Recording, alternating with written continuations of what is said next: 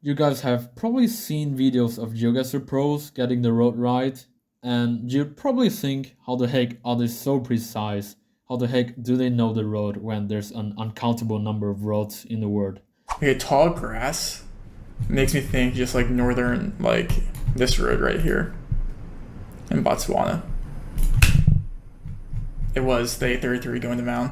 Settled in between mountain ranges, right, Who Trevor? doesn't love a good mountain? You know? Well, I know that's a thing for you. I mean, look you at have this. a favorite road like that. Yeah, definitely. We all have, or everyone should have a favorite road. Look how, I mean, they both immediately know the road, though. Blinky. Oh yeah, they're straight in there together. Round number 5. Keeping it moving. When you have these ridges, both players will know kind of what road lines up for those ridges, and you've probably seen it before. And you might think that they're cheating, but it is actually not that hard, or at least not as hard as you think. Why? Because the coverage of the world is limited. Currently, there are only about 107 countries covered in Google Maps Street View. Not to mention, not the entirety of every country is covered. For example, Kazakhstan has a fairly limited coverage. Almost only major roads and cities are covered. So learning every highway of the country is actually pretty feasible due to the distinct looks of them. And that's just only one example that I mentioned. There are a lot of other unique looking roads in the world which you will remember forever if you have seen them once.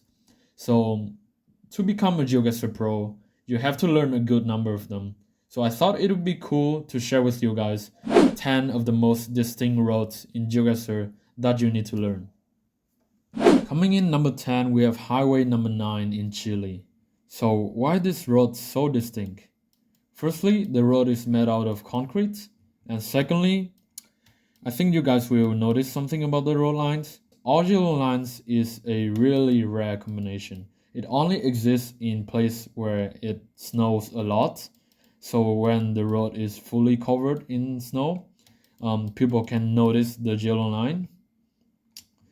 So yeah, you can use it with in combination with the landscape as well. So it looks very like cold, very desolate, almost like no trees, only some bushes, and the weather is overcast. And we have this white car as well, which is only found in a few countries. And this road is located in the southernmost part of Chile. It goes from um, Cerro Castillo to Fuerteventura. So yeah, coming in number 9, we have the Nullarbor Highway in Australia. So I think the most important clue for this road is the vegetation. So if you look at them, you can notice it's very desolate. There are almost no trees, very like low bushes, low foliage. And if you look south, you can almost always see the ocean. And if you look closely at the road, you can see the texture is quite like gravy, quite salt and peppery, I'll say. And yeah, on the road you might come across some Australian bollard. So okay, here is one. And yeah, a very good tip for this road is that you can know whether you are on the South Australia side or Western Australia side based on the road lines. So I say that the distinct part of this road is from Madura to Korabi. It's just the estimated region.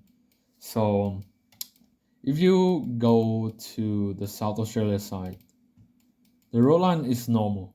It's just all white lines and dash middle line. And if you go to the Western Australia side, you will notice the outer lines they have strips on them. So yeah, they just have strips on them. So yeah, you can just line up the road and get an easy 5k. In number 8, we have the M36 in Kazakhstan. So the most important clue for this road is you will always have a lane under construction near you. So you can tell that by the very dark asphalt.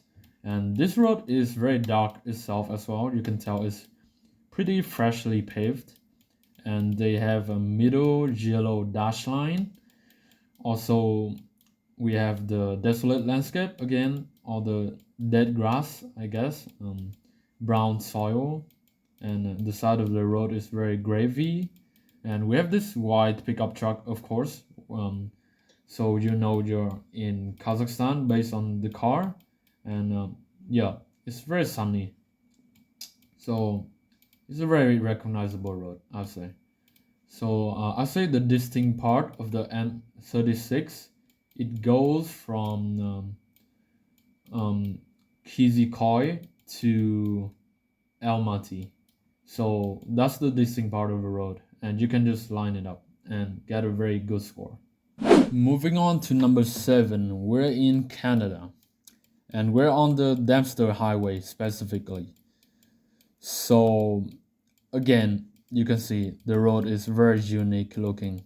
So this road is unpaved and it's pretty wide, and we have the brown soil as well. And if you look around you, you can see the trees are really unhealthy.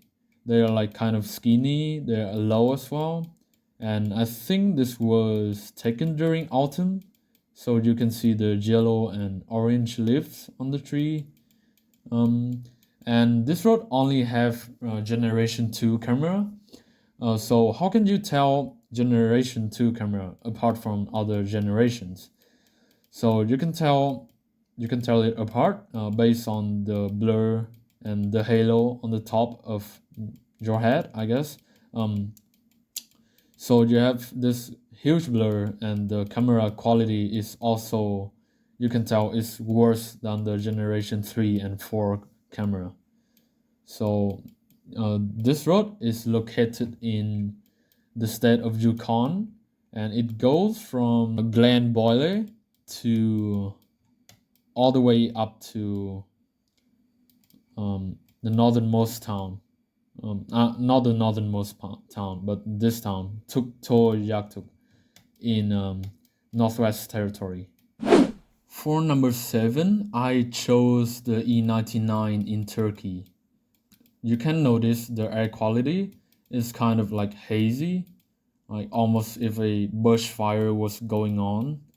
So it feels very smoky, and the landscape is generally just like very flat landscape and agricultural landscape, I'd say. And there's also the typical Turkish road texture, which is where it's salt and pepper, and the highways is divided, by the way. And you can also see the Turkish bollard on the side of the road, so you know you're in Turkey. And this road is located south of the city of Sanliurfa. In number 5, we have another very hazy looking road. So this is the P504 in Russia. So yeah, I think you can already tell why this is very hazy, very smoky. And for the landscape, there's a very cold feeling to this. If you take a close look at the trees, you can notice that the leaves are pretty spiky, they are very thin, and I think the trees are called the Siberian pines or Siberian larches. I don't really remember. And this road it goes from Magadan to Jakutsk, and almost every part of it is very hazy. So I will drop on a random location on this, and yeah, just look at this. In number 4, we find ourselves in another ex-Soviet country. So this is the M41 in Kyrgyzstan. And this road is so recognizable because of the amount of snow. It's like just fully covered in snow on both sides of the road. And yeah, we have mountains on both sides as well. And of course, we have the Kyrgyzstan car, which is, yeah, you can see the roof rack and you can also see the mirrors. And this road is always going east-west. I'll say the distinct part of this road is from the intersection with a 367 to this intersection right here. Coming in number 3, we have one of my favorite roads in the world because just look at how beautiful this is. So this is the 7C highway in Romania.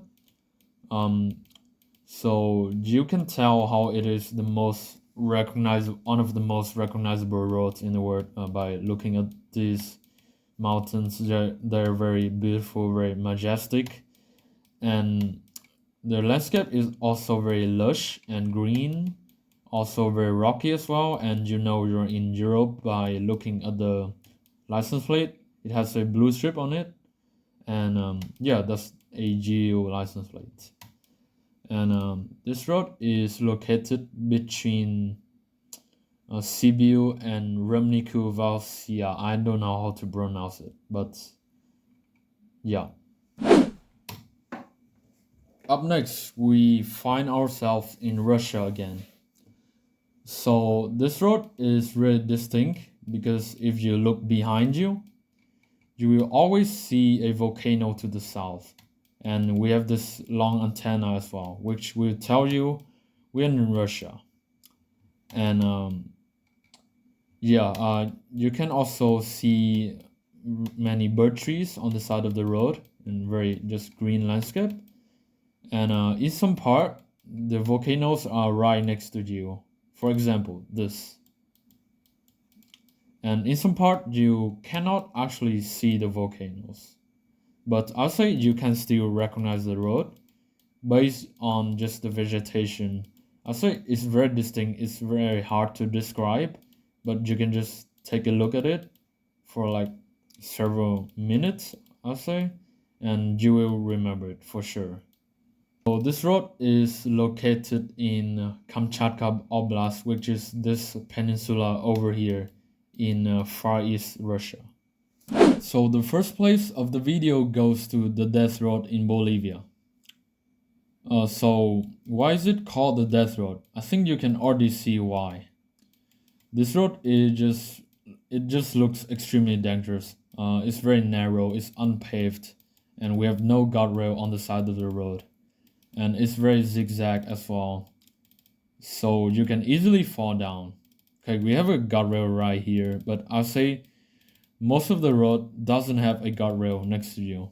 And we're on a very high altitude, so it's very foggy. And I think this road has a very interesting history. From what I have read, I think 18 cyclists at least have died on this road since 1998. And this road is located northeast of La Paz. It goes from this intersection right here with the Highway 3, and it goes to Coroico. And that will be it for the video. I hope you guys enjoyed and liked the video. And I hope you guys found my tips helpful. And see you guys in the next video.